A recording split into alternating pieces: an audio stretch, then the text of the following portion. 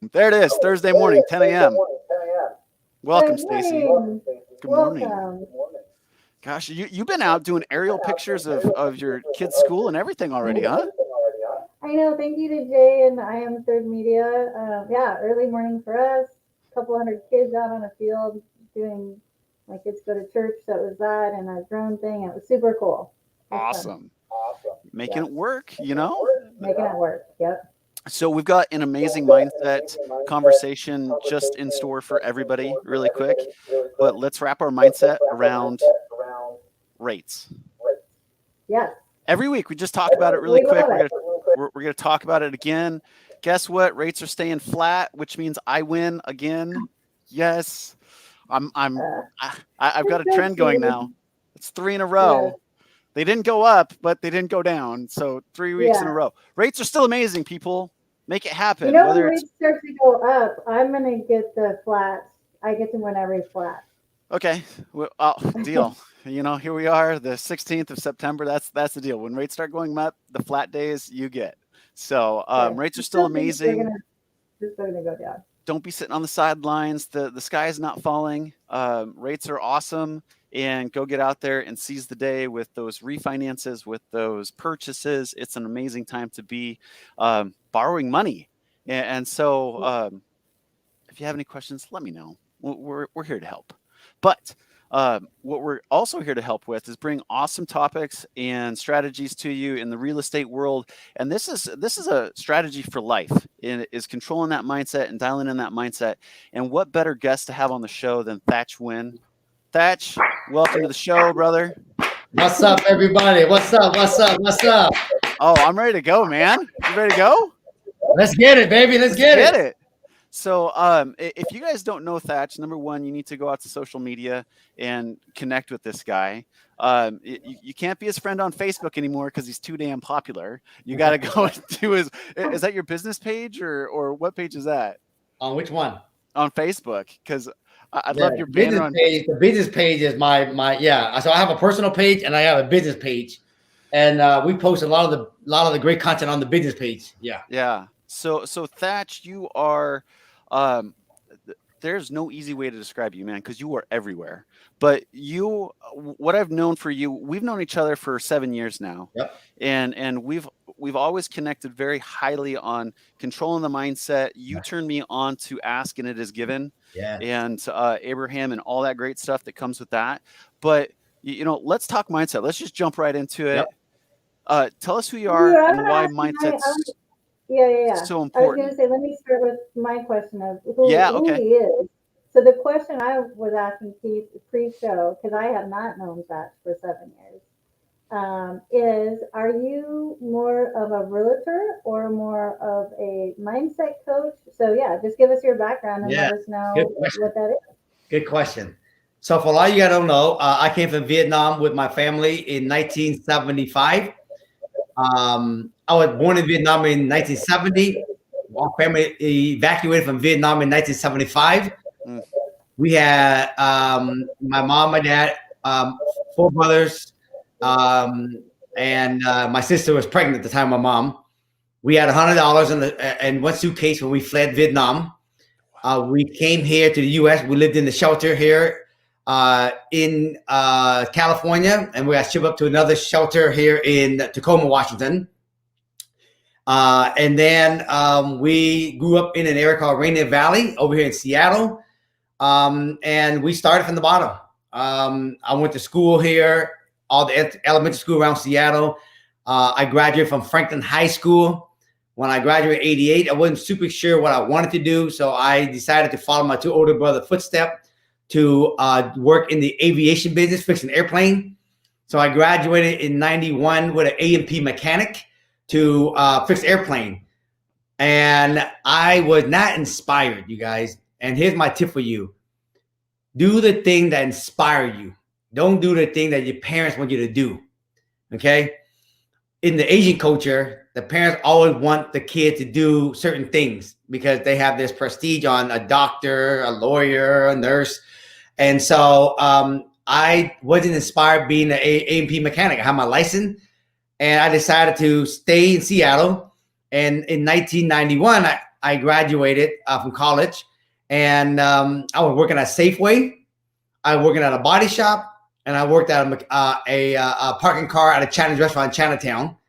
And I started real estate in 1991 when I was 21 years old. I passed my test, and I started with Windermere Real Estate over here in Seward Park. I was clueless. I was living with my mom and dad. I didn't know nothing about real estate. For the first 3 years, I sat around the office and I didn't do much. I was just waiting for people to call me. But at 21 years old, who the hell is going to call you to buy a house, right? Yeah, they don't know you exist. I don't even know I didn't exist, you know? And so, of course, my dad knew a few people. And so some of my Asian dad friend would buy a home from me and everything. And the worst part of it, you know, when they buy a home for you, they want you to buy them back a refrigerator, a clock, a freezer, a sofa. By the time you give everything back, you got no money anyway. So it's the same damn thing. And so anyway, in 1994, I met Mike Ferry. And Mike Ferry said to me, if you want a great real estate business, there's 3 things you got to remember. 1, you got to be active, not passive. Meaning you got to go out there and find the business versus waiting for the business to come to you. Number 2, he says, there's 2 type of group of people out there. There are people you know and people you don't know. And he said, which group is bigger? And I said, the group that you don't know. He said, great. Spend 70% of your time working that group. And then the other 30% of your time work with people you know, because if you work more people you know, right, you're going to grow your business exponentially. And I was like, okay, that sounds pretty simple to me. And the third thing he says that if you're going to be in the real estate business, spend 60% of the time taking listing, and then the other 40% of the time working with buyer. Because if you got a listing, your seller will be the best buyer. And if you did that, you can control your time better, and you're going to make a lot more money. So I said, okay, let me go get the listing, because the listing will be the fish that give me the buyer. People will call me out the sign and go, I want to buy your listing. I control the buyer. Then I got to go shop around me. And then your seller become your buyer. Those are the best type of buyer, he said. And so I said, great. And then I started my career in 94. I was basically 24 years old. And I started door knocking 5 days a week, 100 doors a day for 10 years straight. Every day in Seattle, folks. The rain, the snow, the sun, you name it. I knocked every day, 5 days a week, 100 doors a day for 10 years straight. And my first year I did 10 deals, and then the second year I did 30, 20 deals, third year, 30 deals, 40 deals, 50 deals. I want you to understand something. In 2005, when you could do 15 to 20 listings a month, that's like somebody doing 300 deals today. But the cool thing is I had me, my wife, and 1 assistant because I could be a listing agent. And so that's how I started. And I made a lot of money in real estate. But the pivot point for me, everybody, is when I met Saul, the broker of my John Australia company. He said, you can be rich by selling real estate. Rich is trading your time to make money. The more money you make, the more time you got to trade. That means you're taking away from your personal time, your kids' time, your soccer time, your fitness time, your meditation time. What you want to do, my friend, is make money through real estate, pull the money off the table, park it in real estate, own real estate, rent it out. And so one day you will be wealthy. And wealthy is trading your money back for time. Yep. So I was like, boom. And so I focused, you guys, where I use the real estate business as the vehicle to finance my lifestyle and to finance my investment. And so my number 1 goal was to sell a lot of real estate, listing home, selling, working with buyers, did all this every day for the reason, and the why is to own real estate so I have time in the future. Bang. And that was my goal. So fast forward today, Stacy, just so you know, today I am still a real estate agent. I work with a lot of people still, but today I don't focus too much energy. I used to do about 150, 170 deals a year. Today I do about probably 40, 50 deals a year, working with my friends only. Okay. Okay. So I have one question based on your first part of the story. At what point did you say, I don't need a door knock 100 houses every day? Like, when was that? Was that 10 years? Yep. Like, So you still do basically it. in 1994, when I met Mike Ferry as my coach, that's when I started door knocking in 1994. He still That's when you door knocks started. today. I still, Oh, you still do it. I was yeah. gonna say, because at some point, most people I think would be like, I did 40 units, like I did 40 units. I don't need a door knock, and you kept going. So that's remarkable. So you still do it. And the reason why, Yeah. is people ask me, why do you still do it? Because here's the thing. Just because you put a down payment on a rental house, you're lucky just to break even on the cash flow. But if you really want true cash flow, you got to get them paid off. So if a house is $3,000, you don't get $3,000 in rent, folks. You only get $3,000 when it's paid off. Yeah. My goal was at that time to have 10 houses free and clear by the time I was 45 years old when I started at 27. And so I had to make enough money, Stacey, to buy the property and to get it paid off by the time I was 45. So it wasn't about the number of units. If you're just a realtor only and you only focus on being a realtor and top agent, you can count your gross commission or you can count the number of units, but that don't mean jack crap, because until you can buy a property and pay it down and have cash flow, that's when you really have done the right thing. Boom. There you go. So today you do. So today you work with mainly friends and family, and what else? What you were? Sorry, I interrupted you. You were going to go on. Today I still work at John L. Scott. Right, I still work with friends and family. Like Yen, shout out to Yen. She did help my good friend buy. Today, most of my clients, they want to buy a rental property. Okay, they look at me and they go, help me buy rental property. So a lot of my clients, I sell them. I'm like, I'm just ready to list like 2 houses here this week. But a lot of my buyers today are people who want to just buy rental because they go, Thach, I want to be like you. I don't buy rental. So my friend Randy, he lives in Mercer Island, and we sold him a rental house, right? And so I work with them. But then after my residential business, today I still cold call, door knock. Look, you guys see here a whole stack of list of all fixer upper around Seattle that I cold call, right? And I look for them, and then I find them, and if I like it, I buy it for myself. If I don't like it, then I ask the owner, it doesn't fit my need. Why don't I just list it for you and market it to see if anybody else wants it? So today I spend a lot of my time cold calling and door knocking, looking for a fixer so I can buy myself. And if it doesn't fit for me, I will list them, put them on the market for somebody else. So let me kind of bring this back into a mindset thing. You found something that inspired you, yes, but it doesn't sound like you got that much inspiration until Saul came along. That's right. And Matt came along. That's right. And so controlling that mindset, I think there's a lot of people out there just kind of afloat, my friend. I mean, so how do you dial that in? How do you train that to become real? That's right. That's a good question. I'm going to put in this perspective, everybody. When you're really single-minded, when you're really clear and single-minded focus on what you're doing certain things for and what's the ultimate experience you want it for. Like, nobody want to make money for the money. Nobody want the house for the house. Nobody want, you know what I mean, the retirement for the retirement. We want it for some type of experience. Like, nobody want a beautiful home. They just want they want a good place to actually feel cozy and safe. Okay. Nobody want a lot of cash flow. What they want is they want freedom. They want time. They want to spend time with their kids, their family. So most of the time people, they do goal setting. They go, I want to have $1 million. I want to make $1 million. I want to be number one. But then I always ask the people, Keith, what's important about that? What would that do for you ultimately? What would that do for you ultimately? What would that do for you ultimately? When I dig deep, then they say, ultimately why I want to make a lot of money because I want to spend time with my kids. Yep. And what does that mean? To them, it mean family. It mean love. It mean connection. I always tell a person, if that's your true why, then when you write your goal, you go, I want to make $1 million. And the reason why is so I can feel love, I can feel connected with my family, and I can go travel with them and experience the world. So the focus wouldn't be on the money, the focus on thinking about the family and spending the time, because that is what juices you to get up in the morning. If you just focus on the experience, you will actually automatically achieve your physical goal. Does that make sense? So Absolutely. I put in this perspective.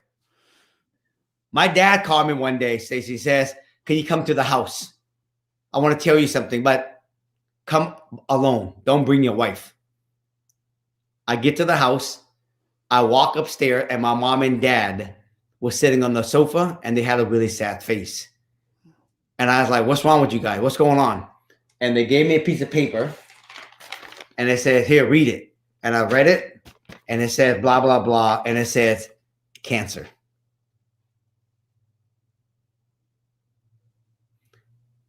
In that moment, I said to my dad, we're going to do what it takes to actually help you beat cancer. Whatever amount of money we need, we're going to do it. Don't worry about it. In those moments, you realize what's important. It ain't all the money you made. It ain't the fat houses. It ain't the nice car you drive. It ain't none of that crap. In that moment, it was like this. We are going to go out there and we're going to beat this together, Pop. And then I'm going to go to work and I'm going to make whatever amount of money we need to make to actually save you. We will climb mountain when we're clear on what it is that we want to do a thing for. We will swim across the ocean to do what a thing to do, what you call it. So I went out there and I worked and I made the money and I gave my dad all the treatment he can for a year until he died. I'm so sorry. It hits me so close because I had a similar experience with my parents. But yeah, I'm so sorry for your loss. Yeah. So the moral of that whole thing, Keith, is that mindset to me is when you guys are clear on what it is you want and why is that important to you, what would that do for you, right? For me, I was willing to empty out my account, do what it takes to save my dad. So to me, I don't think mindset is that difficult, everybody. I just nobody slow down to really figure out what's important to them, especially with COVID. Everybody's dying every day these days. So think about what's important to you and then focus on that experience you want. And when you focus on that experience, you would do what it takes to have that experience. Yeah, dude, I'm right there with you.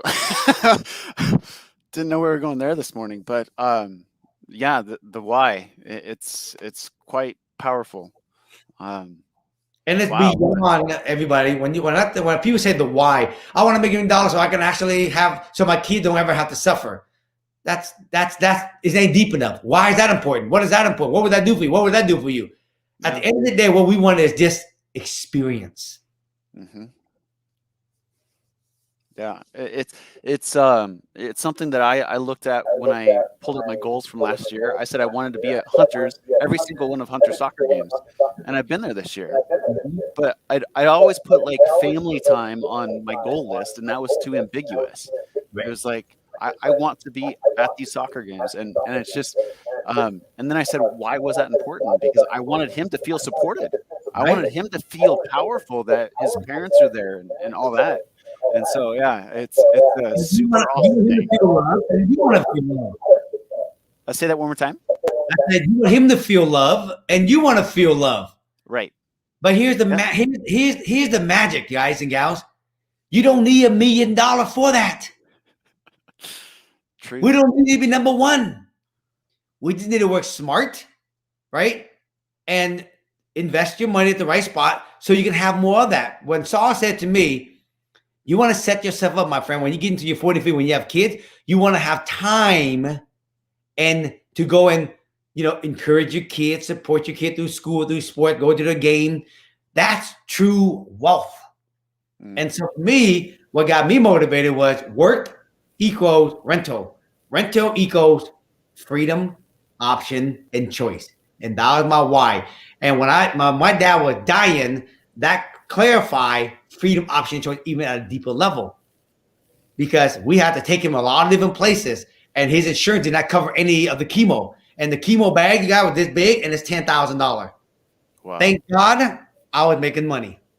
Yeah, for sure. Yeah. Keith and I were kind of chatting, and I'm curious about your thoughts on this, on abundance, thinking with abundance. That's my whole approach to my life and in business and our team, and it's just a constant theme within me. So just curious, like what books you've read or what you think about it, things like that. Yes. To me, Maybe you've written a book. I don't yeah, know. Maybe you've written a book. yeah. Actually, it's interesting. My whole entire life right now is a book. That's why on social media, I only share, if you ever noticed, what I do, what I think about, thoughts, experience. That's what I share on Instagram. So that's why it's so different from all the other Instagrammer out there, right? But yes, this world is an abundance world. There's no need for people to fight. There's plenty of resources out there. There's plenty of air out there. There's plenty of money out there. There's no reason. The moment that we start thinking that there is lack, then we will start to attract more of those experiences to see that we are right. There is a lack of leads, lack of abundance. I am a big believer. There is plenty of air out there. There's no reason nobody fight for air. You ever notice that, right? And I believe the same thing about leads, right? Some leads are actually more aligned for us. Some leads are more aligned for others. I had an opportunity the other day, and I had these people call me, and they wanted to sell their property. And I went and met with them, and I told them their property was worth $1 million for this ugly ass house. We had mutual friends and everything. They were really happy. They were like excited on listing the property with me. 24 hours later, they called back and said, you know what? We decided to go with somebody else, but thanks for your time. They hung up on me. Like, no, like, wasn't even let down nicely. You know what I mean? No explanation. And my ego was hurt. But I said to myself, there's probably a deeper and bigger reason why I didn't get that deal. We just don't know what it is. So I got to remember that this big old thing called the universe is lining up. For me, I'm always looking for the right client to work with, the perfect client, the easygoing client, the low maintenance client. Maybe they're more high maintenance than I don't realize. And so I had to remind myself there's abundance of perfect low hanging fruit for me. I just got to remember it's okay. Let's keep it moving. So my mindset around abundance, there is just money and leads, you guys, is just like air. There's plenty of them out there. Don't start thinking there's a lack of leads and money, because the moment you start focusing on that, you're going to attract more of those experiences. You're going to see more of that.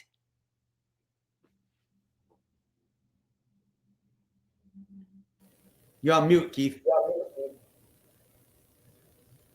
Thanks. Yeah, I totally agree with that. Yeah, Yan threw in there Abraham Hicks. Yeah. So the law of attraction is ever present, so it can go both ways. But so tell us, one second. Stacy, I got to mute. Stacy's echoing. Yeah, we got that muted. So we've pivoted now to real estate, and tell us about Springboard to Wealth. Yep. So about the end of 2020, I had a lot of friends that came to me and says, I love how you are teaching this BRRRR model. You guys saw this BRRRR? Yeah, I love the shirt. BRRRR stands for buy it as a fixer, rehab it, rent it out, then refi it, put it into a permanent financing loan, and then repeat that process. And so that's the way how I buy rental property today. There's two ways to buy rental property. There is what I call traditional way. You buy it already done, turnkey, ready to go. Or you buy a property that actually needs some work. Like the property I sold my friend Randy that Yin did, the property need work. We sold it for $500,000. It's going to cost him about $100,000 to rehab it. So he'd be all in for $600,000. But when he's done, it's worth $700,000. So what we call that sweat equity. He just made an extra $100,000 from sweat equity. And so today I teach people that. And next thing I knew, I taught one person how to do this. I taught two people how to do this. And since the end of December until now, which is only about, it's not even been a year yet, I have probably over 1,000 students right now all across America that I teach people how to find home that need a little bit of work, rehab it, and then keep them as rental property. And then basically, turn it into rental. And as I've been sharing this on Instagram and everything, and all of a sudden, these producing company out of Hollywood, right, called me and like, we love what you're doing. Would you focus on doing a reality TV show teaching people how to burr across America? And so right now, tentatively, the title of the show is The Win-Win. My last name is, is spelled Ngyn. So the Win-Win, W-I-N, and then underneath it, it'd be Burn Across America. And the show would basically taking 4 or 5 students in one season and helping them find the right house, helping them rehab it and turn it into a rental, and then watch them go through one season, 5 or 6 students. And so I was like, hey, that's what I'm already doing. And that's how Springboard came to life. And today, what I just teach people how to do is this right here. This is it right, like this. I teach them ultimately the end game is to own rental property. Then I teach them how to make money from selling real estate, right? Or finding deals, right? That they can flip. Teach them what to say to people, right? Teach them how to evaluate. And if they're a realtor, a wholesaler, or an investor, they can all learn how to this. And ultimately, at the end of this roadmap to wealth is owning rental property. And that's the only thing I see missing in that, Thach, is mortgage professionals. We could be over there with the realtors. Of course, bro. Wholesaler. I mean, anybody that's making income. Anybody that's making income. Well, Yin right now is part of my program, and I'm teaching her and her team how to actually find deals, right? Because Yin's already doing it herself, right? But here's what's interesting, everybody. Everybody's always into the instant gratification. They buy home and they fix them, flip them. Right. Nobody want to practice, Stacey, what I call delayed gratification, called owning rental property. It takes so long, that. It takes so long, that. But here's the thing. If you don't do it, you're never going to get it anyway. What if you just make money doing loan or being a realtor and then peel some of that money, just park it, let a tenant pay for it, and just let it ride? And when that property go up in value, you can even get HELOCs on them and start buying other property with that. Bingo. Yeah, I saw your Instagram feed this morning. Right? It's brilliant. It's what I try to talk to all my folks about when they go to sell their property. They call me up like, hey, Keith, you got the bridge loan to get me out of this house into the next house. I'm like, why are you getting rid of this house? That's right. About this property station, about this fixer up in the area called Beacon Hill for $360,000, and it cost $80,000 to rehab it. So I'm all in for $440,000. When I got done with it, it got appraised for $700,000, right? But what happened was the owner called me and said, hey, you want to buy this house? I need to close in a week. So the house I live in that I built a few years ago for $1 million in Mercer Island is worth $3 million. It's free and clear. So I have a HELOC on it. So I took my HELOC money, which is free anyway because the appreciation grew. I took the $360,000 I paid cash for the house for this fixer. Then I took another $80,000 and I rehabbed it. So by the time I got done, I went and got a permanent loan and I did a new loan for $440,000, which is what I got the house for, right? And the rehab, I got a new loan for $440,000. Now I owe the bank $440,000, but they gave me my $440,000 back and I put it back into my HELOC on my house. So I got that rental house for free with $260,000 worth of equity, and I get $12,000 a year in cash flow. And that money I bought the house from was free because it came from my appreciation of my house I live in. There it was. That's how you buy a property for free, everybody. That's great. I was just going to ask, what's the name? So what is the name of that part of your business again? It's called Springboard to Wealth. Springboard to Wealth. So people can find that on they'll just the easiest way to do it, if they go to my Instagram account, if you guys go to my Instagram account, in my bio, you'll see a link to my company. There you go, just right there. This one, right there. The link in the bottom that says Beacon /Thach Nguyen. That's my bio. You click on that, you will see my real estate coaching program. You'll see I partner with the Seattle Sound. I'm building soccer field right now in Seattle for underprivileged kids in Seattle. Awesome. So just things that I'm doing relatively real time is in there. Wow. Man, well, I can't believe we're already to a half an hour. But when I took that snippet, so I had this for the show, you're over 500,000 now. Yeah, dude. Great, dude. We broke. We are 1.1 million now on TikTok now. Awesome. Yeah, that's great. Can you believe it? This 51-year-old guy is actually a social media influencer. Like, I'm over that shit. You know what I mean? Oh, it's so awesome. My sister made me start doing TikTok, so I got into TikTok a year ago, and I feel like the old person on there. So Right? I love You know what I'm other saying? people like doing, yeah. But Any I'm not an influencer. I have no followers, so good on you for that. anybody over 45 is too old for TikTok. But I said, you know what? Screw it. I don't care. I dance like a dumbass, right? If you have good content and people love it. Oh, it's content is king. I mean, of all the influences I see on social media, I love yours the most because to me it's worth something. So, but yeah, well, any closing thoughts before we shut this down? I mean, we could go for hours, Yeah. but we do have to respect the time, your time, and Here's my viewers. closing thoughts for everybody. Warren Buffett. I am a shareholder of Warren Buffett's company, and at his annual shareholder meeting, he says, if you don't find a way to make money when you're asleep, you're gonna work until you die. Okay. Powerful words. True, true words, Powerful, yeah. powerful words.